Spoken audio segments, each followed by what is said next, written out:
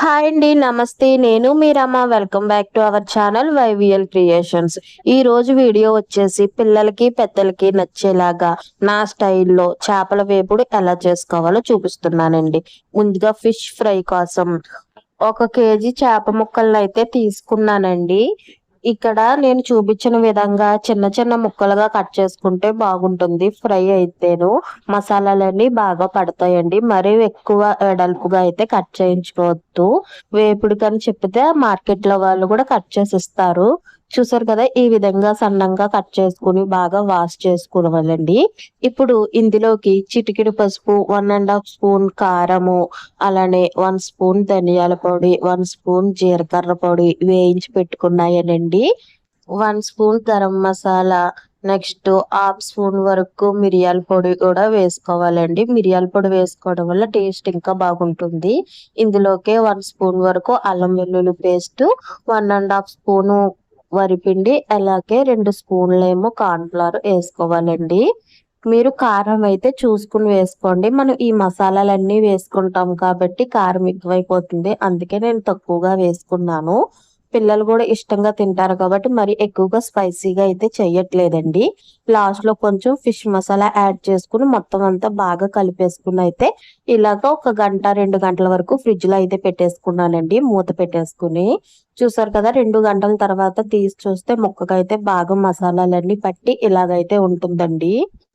ఇలా మనం ముందుగానే మసాలాలన్నీ వేసుకొని ఫ్రిడ్జ్‌లో పెట్టుకోవడం వల్ల బాగా మ్యాగ్నేట్ అయ్యి ముక్కకైతే మంచిగా ఉప్పు, కారం అన్నీ పడతాయండి. మనం అప్పటికప్పుడు కలిపి వేసుకున్న దానికి ఇలా ఫ్రిడ్జ్‌లో పెట్టుకొని ఒక గంట పోయిన తర్వాత వేసుకున్న దానికి టేస్ట్ కూడా తేడా వస్తుందండి. చూడండి మరొకసారి అయితే ఇలా కలిపేసుకున్నాను. వాటర్ అయితే అడుక్కొచ్చేస్తుందని. ఇలా మళ్ళీ ఒకసారి బాగా కలిపేసుకున్న తర్వాత డీప్ ఫ్రైకి ఆయిల్ పెట్టుకొని అందులోకైతే ఈ చేప ముక్కలనైతే వేసుకోవాలండి. నేనిక్కడ సోకులకు పోయి ఈ పెనంలో అయితే వేసానండి. ఏంటి ఇలాగంటుంది అనుకోవద్దు. వీడియోలోకి మంచిగా ఆనాలనైతే ఈ మూకుడైతే వేసానండి. అంటే ఇందులో ఎక్కువగా కర్రీసు ఇలాంటివి చేస్తాను కానీ డీప్ ఫ్రై ఐటెమ్ చెయ్యను కదండీ! అందుకైతే బాగా అంటుకుపోయాయండి ముక్కలు. అసలు బాగా రాలేదు. మొత్తం పీస్‌గా అయితే అయిపోయినాయి. ఇప్పుడు ఏం చేస్తానంటే నెక్స్ట్ నార్మల్‌గా ఎక్కువగా డీప్ ఫ్రై ఐటెమ్ చేస్తాను కదండీ ఇంటికాడ. ఆ పెనం పెట్టి అయితే మళ్ళీ ముక్కలైతే వేసుకున్నానండి. ఆయిల్ వేసుకొని. ఇందులో అయితే బాగా వచ్చాయండి. అంటే సోకులెక్కువైతే ఏదో సామెత ఉంటది కదా! అలాగయ్యింది నాకు. ఒక పనికి 2 పనులైతే పట్టిందండి నాకు. ఇప్పుడైతే చూసారు కదా! ఇవి వేసిన తర్వాత ఒక 2 నిమిషాలైతే అసలు కదపకండి. ఆ బబుల్స్ కొంచెం తగ్గుతున్నాయి అన్నప్పుడైతే ఇలా కొంచెం టచ్ చేస్తే చాలండి. అవి వెంటనే సింపుల్‌గా అయితే వచ్చేస్తాయి. పెనం చూసుకొని అయితే వాడి పెనం వేసుకుంటే అయితే బాగా వస్తాయండి అంటుకోకుండా. కొత్త పాన్ అయితే అసలు యూజ్ చేయకండి ఈ ఇడ్లీకైతే.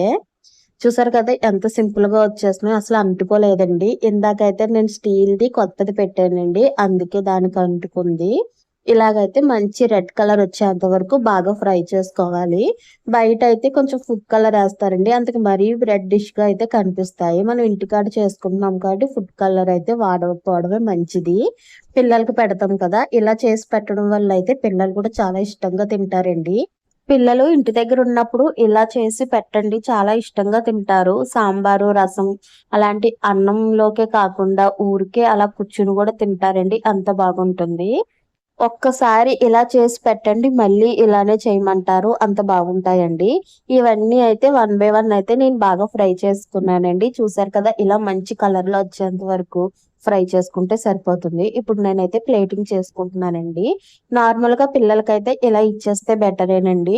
ఇప్పుడు పెద్దవాళ్ళు తిందామన్నా ఎవరికన్నా వచ్చిన వాళ్ళకి, చుట్టాలకి పెట్టాలి అనుకుంటే ఇలా ప్లేటింగ్ చేసుకోండి. చాలా బాగుంటుంది. ఇప్పుడు పైనుంచి కొంచెం గరం మసాలా అయితే లైట్‌గా జల్లండి. వేడిగా ఉన్నప్పుడే జల్లితే చాలా బాగుంటుంది ఫ్లేవరు. అలానే కొంచెం చిన్న చిన్నగా పీసెస్ కట్ చేసుకున్న కొత్తిమీరను కూడా పైనుంచి జల్లుకుంటే ఆ ఫ్లేవర్‌కైతే చాలా బాగుంటుందండి. తినే ముందైతే కొంచెం నిమ్మకాయ పిండుకొని తింటే ఇంకా బాగుంటుంది. చూసారు కదండీ! నా స్టైల్‌లో చేపల వేపుడు ఎంత బాగుందో. మీరు ట్రై చేయండి. మీరు ట్రై చేసి మీకెలాగొచ్చిందన్నది నాతో షేర్ చేసుకోండి. అలానే మన ఛానెల్ సబ్స్క్రైబ్ చేసుకోవడం మర్చిపోకండి.